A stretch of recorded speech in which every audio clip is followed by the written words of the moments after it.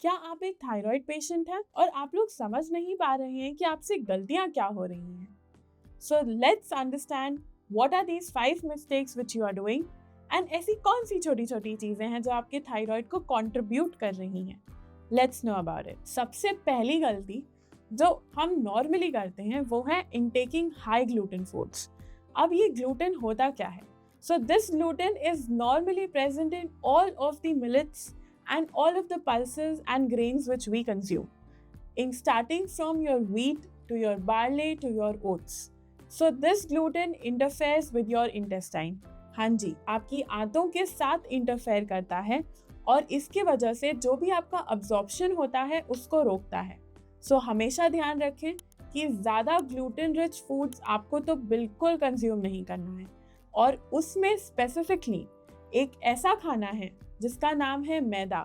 Yes, refined flour. इससे तो आप जितनी दूरी बना के रखें उतना आपके लिए बेहतर होगा। Second we talk about is cruciferous vegetables. Cruciferous vegetables मतलब क्या? मतलब कोई भी डार्क ग्रीन लीफी वेजिटेबल्स। हाँ जी, आपकी मेथी, आपकी पालक, योर ब्रोकली, ये जितनी भी सब्जियां हैं आपको बहुत ज्यादा मात्रा में नहीं खानी है, और कच्ची तो बिल्कुल भी नहीं खानी है। Why?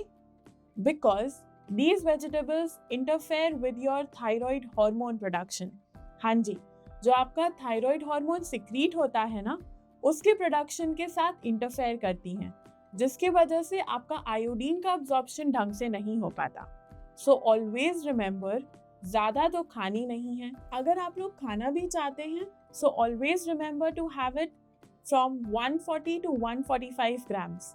इससे ज़्यादा बिल्कुल भी कंज्यूम ना करें। क्रूसीफेरस वेजिटेबल्स की पूरी लिस्ट आपकी स्क्रीन पर है, इसका स्क्रीनशॉट जरूर ले लीजिए। Then we'll talk about dairy products. आपके जितने भी दूध के बने हुए प्रोडक्ट्स हैं उनका इंटेक आपको हमेशा चेक में रखना है। ज़्यादा चीज़, ज़्यादा मात्रा में दही, ज़्यादा मात्रा में दूध बिल्कुल भी नहीं लेना है। Always remember that you have to keep these limits in check, तभी आप लोग अपने थायराइड को ढंग से मैनेज कर पाएंगे। फिर हम बात करते हैं सेडेंटरी लाइफस्टाइल की। बहुत लंबे समय तक बैठे रहना, बिल्कुल भी उठना नहीं, आलस। आलस तो सब में होता है, लेकिन ये आलस कितना ज़्यादा आपको इफेक्ट कर सकता है आप लोगों ने सोचा भी नहीं होगा।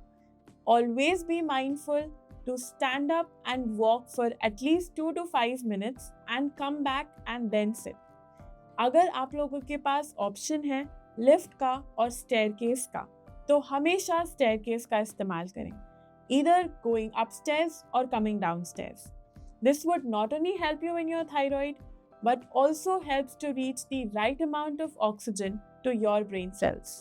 So always be mindful when it comes to walking and running.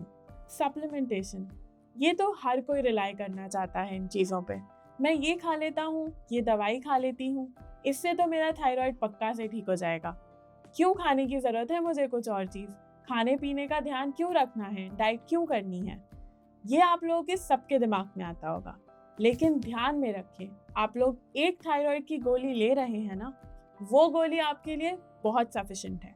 उसके अलावा ये खाना चाहिए, ये दवाई खानी चाहिए, ये सप्लीमेंट मंगा लें, ये ऐड दिख रहा है इससे मंगा लें, ये तो बिल्कुल भी मत करिए, क्योंकि अगर आप लोग इन्हीं चीज़ों के पीछे भागते रहेंगे तो आपकी नॉर्मल डाइट और आपका नॉर्मल वर्कआउट पे कभी फोकस नहीं कर पाएंगे। Always remember, you are consuming a single pill. इस पिल के साथ आपका खाना ढंग से लें, समय पर लें, जो नहीं खाना है वो ना खाएं, और हमेशा एक्टिव रहें। एक बोनस टिप, बहुत सारे तरीके के सॉल्ट्स मिलते हैं, हम सब लोग वो सॉल्ट्स लेने के लिए बहुत प्रभावित हो जाते हैं। हिमालयन पिंक सॉल्ट, आपके नॉर्मल सॉल्ट्स, रॉक सॉल्ट, लेकिन हमेशा ध्यान रखें, you have to consume your iodised salt. हाँ जी, आपका नॉर्मल आयोडाइज्ड नमक would definitely benefit you. आपका नॉर्मल नमक ही एक थायराइड पेशेंट के लिए वेरी वेल रिकमेंडेड है।